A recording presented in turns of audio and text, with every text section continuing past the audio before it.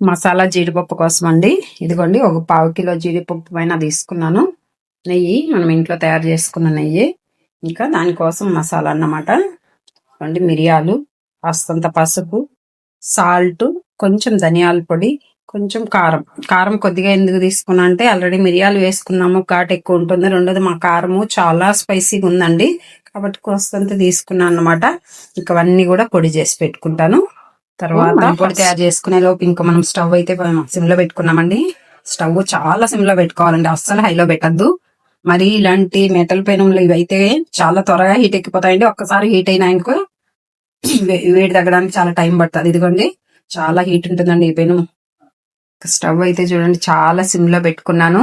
First అయితే నెయ్యి కూడా వేయడం లేదు.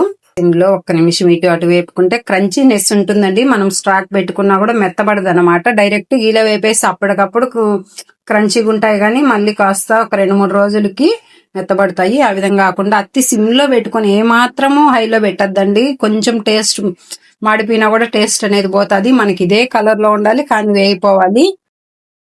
ఇదిగోండి ఇట్లా కచ్చా పచ్చాగా దంచేసుకున్నా. ఇక అన్ని కలిపేసుకోవడమే.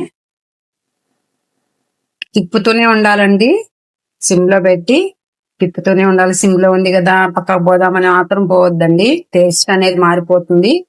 అయితే మా ఆయనకు ఫ్రెండ్ తెచ్చిచ్చారండి, ఎక్కడో బయట ఊరు నుండి. ఎక్కడో నాకు కరెక్ట్ గా ఐడియా లేదు, కానీ పప్పు అయితే చాలా బాగుంది. టేస్ట్ కూడా మంచిగా ఉందండి. పప్పు చూడండి చాలా పెద్దగా ఉంది కదా. నేను రెండుగా విడివిడిగా చేసి దబ్బలు చేసి వేపుదాం అనుకున్నా, కానీ మధ్య మధ్యలోనే విరిగిపోతున్నాయండి, అంత క్రంచిగా ఉన్నాయి.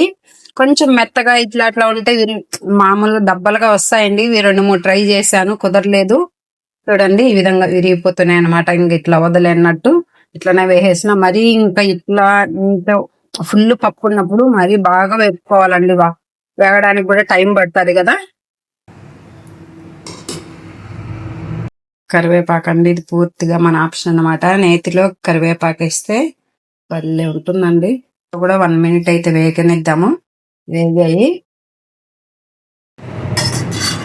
లైట్ గోల్డెన్ కలర్ వచ్చాయి కదా, లైట్ అంటే గోధుమ పిండి కలర్ వచ్చాయి అనమాట. చాలు ఇంకా చూడండి కారం అంతా ఇలా పట్టేసుకుంటుంది అనమాట.